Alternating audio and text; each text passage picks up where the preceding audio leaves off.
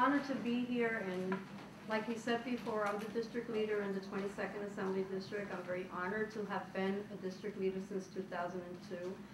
And following up in the agenda of empowerment for Latinos and empowerment for elected officials, that was my mission, and I accomplished that.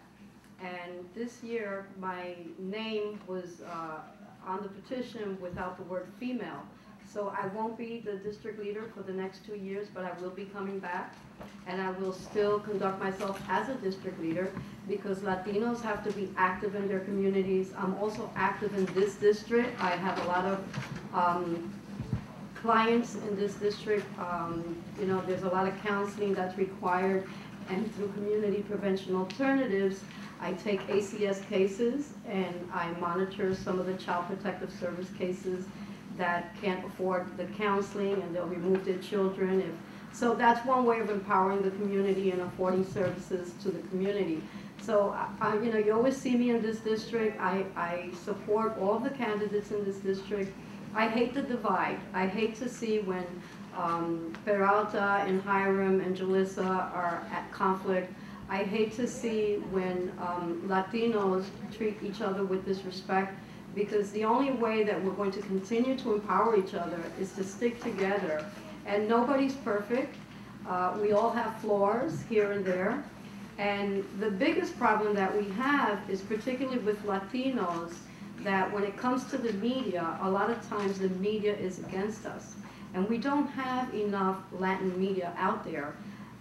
There's a lot of American media, there's a lot of cross-cultural media, but the Latino media needs to grow, and it needs to grow with the direction and mission that they need to empower those elected officials and tell the truth, not things that are misconstrued or twisted, but to tell the truth, because a lot of times you hear all these different horrifying stories, and unless you're in the courtroom, you don't really know what's going on.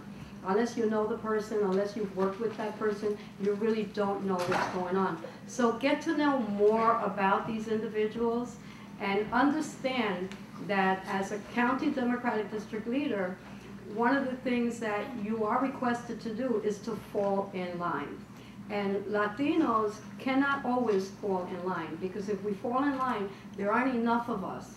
And those who open the door for those to come are the ones that need to stand tall and continue to empower and be the independent voice for the Latinos. Because when they send you up to Albany, or when they put you up for district leader, it is the community that empowers you to have that position.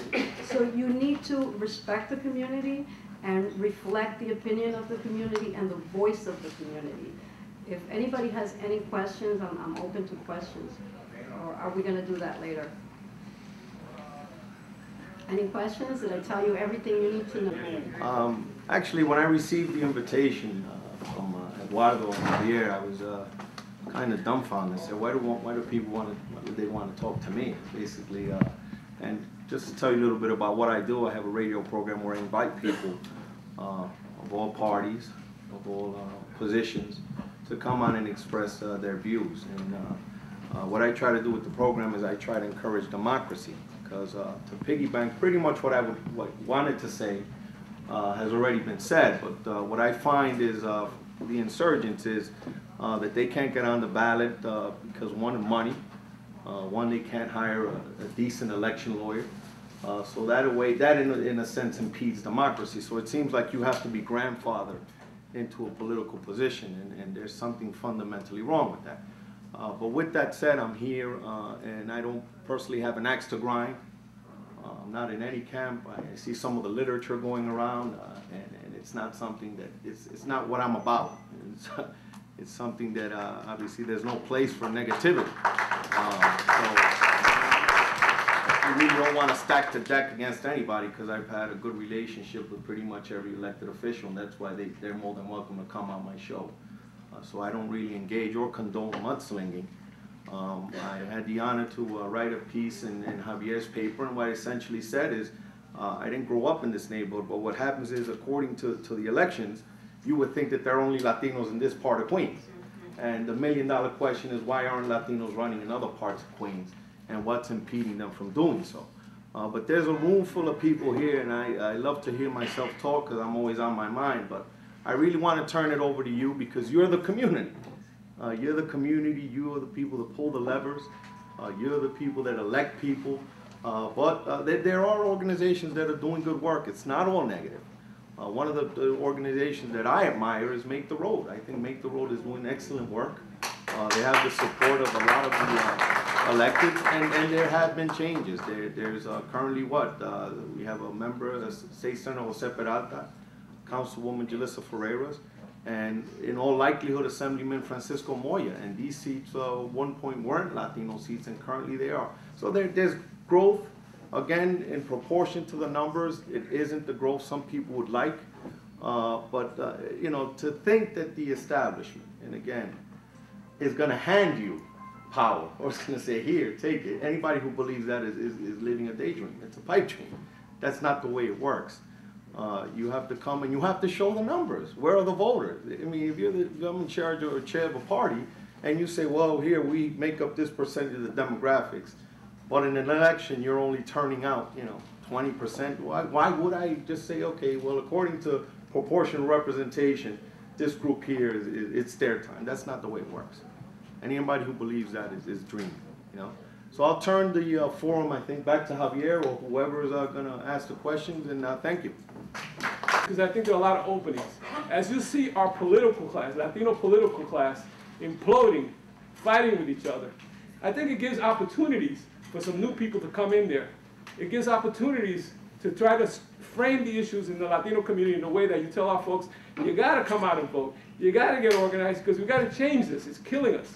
And so I think we have to look at all these negative things as an opportunity. We have to turn it on its head and make it into an opportunity for us to organize and to change the nature of the politics in our community. Because our community is dying.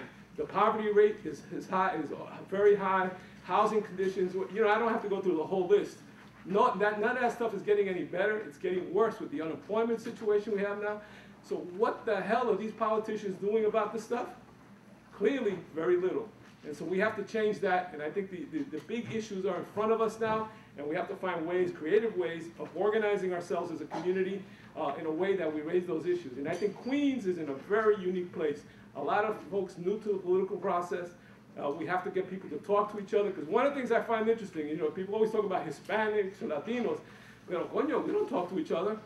I don't see Ecuadorians talking to Colombians. Everybody's got their parade, tú sabes, tienen su cosita ahí, and very proud, yo soy colombiano, yo soy Puerto Rican. But we don't talk to each other. We don't coordinate.